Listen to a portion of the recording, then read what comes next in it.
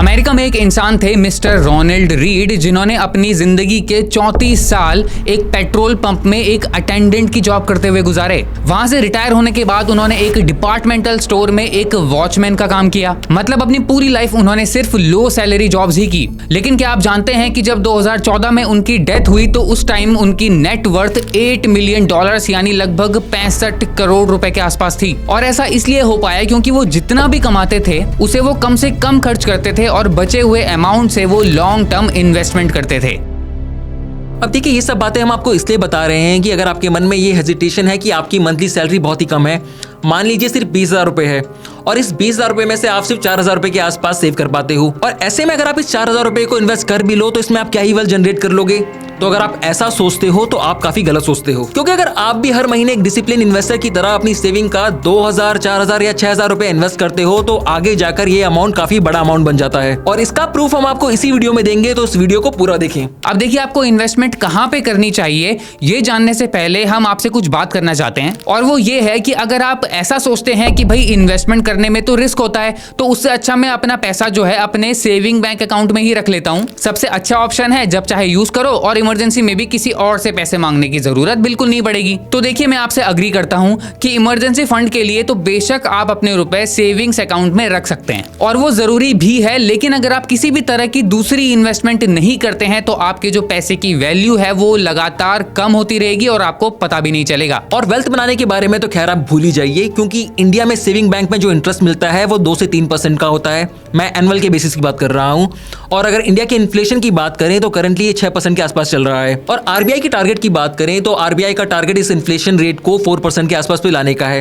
तो इसका ये मतलब है कि आपके सेविंग अकाउंट में जो भी पैसा पड़ा हुआ है वो 1-2 साल में अपनी वैल्यू लूज करता रहेगा। और इस तरीके से कोई अमीर कैसे बन सकता है, इसका जवाब तो खैर भगवान ही दे सकता है। अब अगर आप थोड़ा सा ध्यान लगा के सोचोगे तो पिछले 12 साल में ही आपकी जो पैसे की वैल्यू है वो ऑलरेडी आधी हो चुकी है। मुझे याद है 12 साल पहले एक समोसे की कीमत लगभग 5 रुपए के आसपास होती थी, लेकिन आज आपको वही समोसा 10 से 15 रुपए के आसपास मिलता है। स्कूल जाते थे तो 5 रुपए बस का किराया होता था, लेकिन आज वही किराया लगभग 20 रुपए तक पहुंच चुका है। 2016 में पल्सर 135 बाइक ली थी मैंने लगभग 68,000 रुपीज की, और आजकल तो पल्सर 125 ही सिर्फ 84,000 से स्टार्ट होती है। अब ये सभी पॉइंट जानने के बाद आपके पास 2 ऑप्शन है, एक जो हो रहा है उसको होने दो, बर्दाश्त करते जाओ, या फिर जिम्मेदारी उठाओ उसको बदलने की। ये मेरा फेवरेट डायलॉग है रंग दे बसंती से। लेकिन अब सवाल यह है कि अगर आप चाहते हो कि आपका पैसा टाइम के साथ साथ अपनी वैल्यू को लूज ना करे, बल्कि इसकी बजाय टाइम के साथ साथ वो ग्रो करता जाए, तो ऐसे में आपको पैसे को कहीं ना कहीं इन्वेस्ट करना होगा। तो अब आपको ये तो समझ में आ चुका है कि आपको इन्वेस्टमेंट क्यों करनी चाहिए, लेकिन अगर अब आपको सिर्फ 4,000 रुपए से इन्वेस्टमेंट की स्टार्टिंग करनी है तो आपको कहां इन्वेस्टमेंट करनी चाहिए। तो अगर हम एक एग्जांपल लेते हुए आज से 50 साल पहले 1973 में जाएं, तो उस वक्त फिक्स डिपॉजिट, गोल्ड या फिर प्रॉपर्टी एक्सेट्रा में आप इन्वेस्टमेंट कर सकते थे, क्योंकि उस वक्त आपको इन इंस्ट्रूमेंट से ही अच्छे खासे रिटर्न्स देखने को मिल जाते थे। जैसे अगर आप एफडी का एग्जांपल लें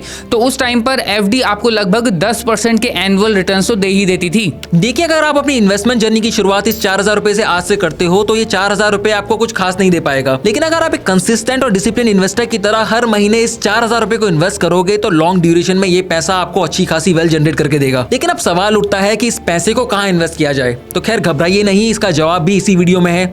इस वीडियो में हम आपको 4 तरीके बताने वाले हैं जहां पर आप इस पैसे को इन्वेस्ट कर सकते हो, और इसमें से जो चौथा तरीका है ना, ये काफी खास तरीका है क्योंकि ये आपको मैक्सिमम वेल्थ जनरेट करके देगा। तो सबसे पहले ऑप्शन में आपको हम एक ऐसा इंस्ट्रूमेंट बताने वाले हैं जिसमें अगर आपको ज्यादा रिस्क नहीं लेना है और आप चाहते हैं कि आपकी जो पैसे की वैल्यू है वो डिग्रेड भी ना हो, तो आप बिना झिझक एफडी या फिर आरडी में भी इन्वेस्टमेंट कर सकते हैं। और ऐसा हम इसलिए बोल रहे हैं क्योंकि ये जो इंस्ट्रूमेंट्स हैं ये इन्फ्लेशन को तो आराम से बीट कर देंगे। और सबसे इंपॉर्टेंट बात, अगर आप इमरजेंसी फंड भी बनाना चाहते हैं तो एक बार जब आपके पास सेविंग बैंक में अच्छा खासा अमाउंट जमा हो जाएगा तो आप उसको फिर एफडी में कन्वर्ट कर सकते हैं। और यहाँ पे मैं डिजिटल एफडी की बात कर रहा हूँ, जो आप अपने बैंक की ऐप में ओपन करवा सकते हैं। और डिजिटल एफडी का सबसे बड़ा फायदा ये होता है कि आपको अगर इसको तोड़वाना है तो आपको बैंक जाने की कोई जरूरत नहीं है। आप बस अपनी ऐप से जिससे आपने ओपन करवाई थी उसी से इसको तोड़वा भी सकते हैं और वो पैसे 5 मिनट में आपके अकाउंट में आ जाएंगे। और अगर इमरजेंसी फंड की जरूरत ना पड़े ना, तो ऐसे में आपको एनुअली 5 से 6% की रिटर्न तो मिल ही जाएंगे। और देखिए, जब भी महंगाई का टाइम आता है ना, जैसे कि आजकल, तो उस वक्त पर एफडी में इन्वेस्ट करना सबसे सेफ ऑप्शन माना माना जाता है, क्योंकि महंगाई के टाइम पर बैंक आपको अच्छे रिटर्न देते हैं। जैसे अगर आजकल की बात करें तो बहुत सारे बैंक एफडी पे 7 से 8% का रिटर्न दे रहे हैं, और अगर हम स्मॉल फाइनेंस बैंक की तरफ चले जाएं तो यहाँ भी हमें एफडी में कम से कम 8% के रिटर्न तो देखने को मिल ही रहे हैं। अब इसके अलावा अगर आप चाहते हैं तो आप गोल्ड या फिर पीपीएफ यानी पब्लिक प्रोविडेंट फंड में भी इन्वेस्टमेंट कर सकते हैं। इनमें भी रिस्क बहुत कम है और इन्फ्लेशन को तो ये बीट कर ही देंगे, और आजकल पीपीएफ के इंटरेस्ट रेट्स तो लगभग 8% तक पहुंच ही चुके हैं। तो देखिए, अगर सेफ्टी को ध्यान में रखते हुए सिर्फ 4000 मंथली भी आप इन्वेस्टमेंट करेंगे तो सिर्फ 7% के एवरेज रिटर्न्स के साथ अगर आपकी एज अभी सिर्फ 20 साल है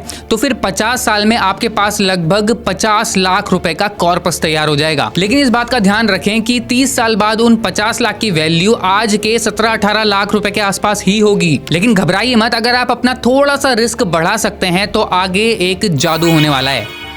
तो दूसरे तरीके के बारे में बात करते हैं जिसमें आपका पैसा फाइनली ग्रो होगा। तो दोस्तों, ये दूसरा तरीका है म्यूचुअल फंड्स में इन्वेस्ट करना। देखिए, म्यूचुअल फंड्स में आपके पैसे को स्टॉक्स और डिफरेंट इंस्ट्रूमेंट्स में डाइवर्सिफाई कर दिया जाता है, जिसकी वजह से ये इन्वेस्टमेंट कम रिस्की हो जाती है। इसके अलावा म्यूचुअल फंड्स को एक्सपीरियंस फंड मैनेजर्स मैनेज करते हैं, जिसकी वजह से ये इन्वेस्टमेंट स्टॉक मार्केट की इन्वेस्टमेंट से कम रिस्की होती है। और अगर लॉन्ग ड्यूरेशन की इन्वेस्टमेंट की बात करें तो म्यूचुअल फंड्स के अंदर इतना पोटेंशियल जरूर होता है कि ये आपको कम से कम 10 से 15% के रिटर्न जरूर दिला दें। और म्यूचुअल फंड में आप SIP भी स्टार्ट कर सकते हैं, यानी अगर आप सिर्फ 4000 रुपए की मंथली SIP करते हैं तो वो 4000 रुपए आपके बैंक अकाउंट से एक पर्टिकुलर डेट में अपने आप ही डिडक्ट हो जाएंगे, और इस तरह से आपको हर महीने इन्वेस्टमेंट को याद रखने की जरूरत तो नहीं पड़ेगी। देखिए, बहुत सारे म्यूचुअल फंड्स बड़ी बड़ी कंपनीज के मार्केट में अवेलेबल हैं, जैसे HDFC, ICICI, axis, Tata etcetera. लेकिन अगर आपको इनमें भी सबसे सेफ ऑप्शन चुनना है तो आप इन्वेस्टमेंट कीजिए इंडेक्स फंड में। आप किसी भी अच्छी कंपनी का इंडेक्स फंड उठा लीजिए,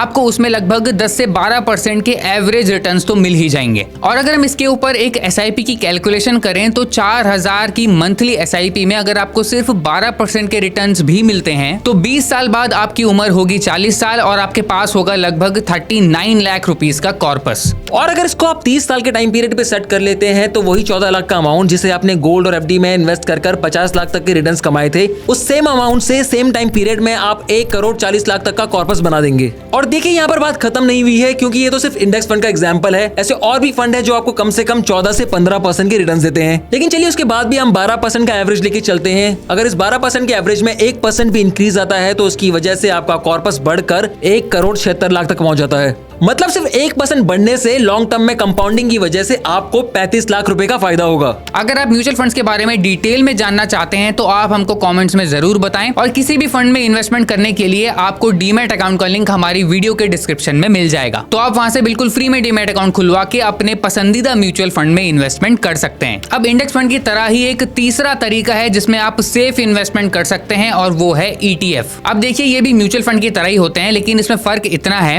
कि क्योंकि ये स्टॉक मार्केट में ट्रेड होते हैं तो इसलिए इन्हें ETF यानी एक्सचेंज ट्रेडेड फंड्स कहा जाता है। तो ETF का एग्जांपल है निफ्टी 20, जो कि रेप्लिका है निफ्टी 50 का, जिसका सिंपल सा ये मतलब है कि जितने रिटर्न्स निफ्टी 50 देगा ऑलमोस्ट उसी के आसपास का रिटर्न्स निफ्टी 20 देगा। तो आप इसमें भी इन्वेस्ट कर सकते हो। अब देखिए, निफ्टी 50 में देश की 50 हाई परफॉर्मिंग कंपनी होती है और निफ्टी 20 इसका रेप्लिका है। तो जिस तरीके से निफ्टी 50 परफॉर्म करेगा उसी तरीके से उसका रेप्लिका निफ्टी 20 भी परफॉर्म करेगा, और लॉन्ग रन में यूजुअली शेयर मार्केट अच्छा परफॉर्म करता है। बस इन्वेस्टर्स के अंदर पेशेंस होना जरूरी है। देखिए, अगर आप चाहते हो कि हम निफ्टी 20 या ETF के ऊपर आपके लिए एक डेडिकेटेड वीडियो लेकर आए तो आप कमेंट सेक्शन में जरूर मेंशन करें। अब चौथा सबसे इंटरेस्टिंग और सबसे अच्छे रिटर्न्स देने वाला तरीका है स्टॉक्स में इन्वेस्टिंग। अब देखिए, अगर आपको स्टॉक मार्केट की नॉलेज है और आप रिस्क लेने के लिए रेडी हो तो आपके लिए सबसे बेस्ट ऑप्शन है स्टॉक्स में इन्वेस्टमेंट करना। लेकिन अगर आपको नॉलेज नहीं भी है तो आप हमारी स्टॉक एनालिसिस की वीडियोस को देख सकते हो। साथ ही बिल्कुल बेसिक से एडवांस तक स्टॉक मार्केट इन्वेस्टमेंट के बारे में सीखने के लिए आप नीरज जोशी ऐप पर स्टॉक मार्केट मास्टरी कोर्स को भी बाय कर सकते हैं। इसका लिंक आपको डिस्क्रिप्शन में मिल जाएगा। तो देखिए, हम बात कर रहे थे 4000 रुपए की,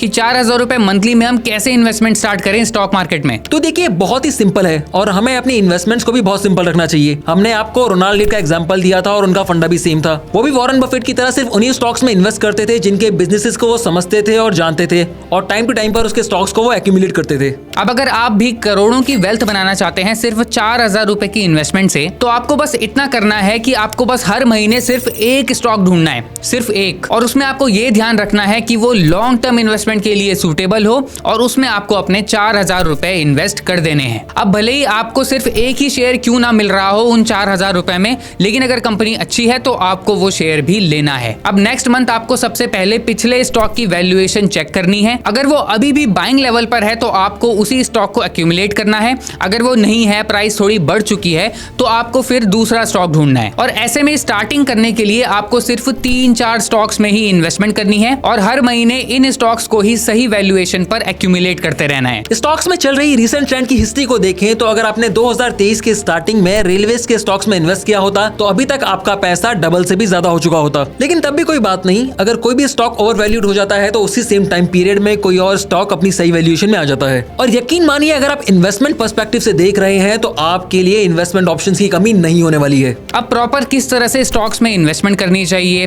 कैसे आप वैल्यूएशन को चेक करेंगे किसी स्टॉक की, और कैसे आप एक अपना पर्सनलाइज्ड पोर्टफोलियो तैयार कर सकेंगे, उसके ऊपर अगर आपको वीडियो चाहिए तो कमेंट्स में जरूर लिखें। और इन सभी इन्वेस्टमेंट इंस्ट्रूमेंट में से आपको अपने सेफ्टी लेवल के हिसाब से कौन सा बेस्ट ऑप्शन लगता है उसके बारे में भी हमको जरूर बताएं। और वीडियो अच्छी लगी हो तो हमारे चैनल वेल्दी विजडम को सब्सक्राइब भी करें।